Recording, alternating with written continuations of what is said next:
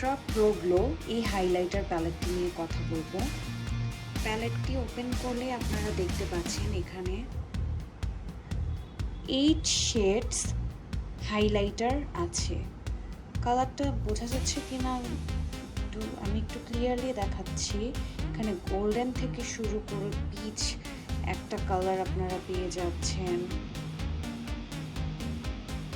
আপনারা 6 shades highlighter পেয়ে যাচ্ছেন। আমি একটু কাছ থেকে দেখাচ্ছি কালারগুলো ঠিক মতো বোঝার জন্য। এই 6টা কালার আপনারা পেয়ে যাচ্ছেন আলট্রা প্রো গ্লো এই হাইলাইটার কালারটিতে।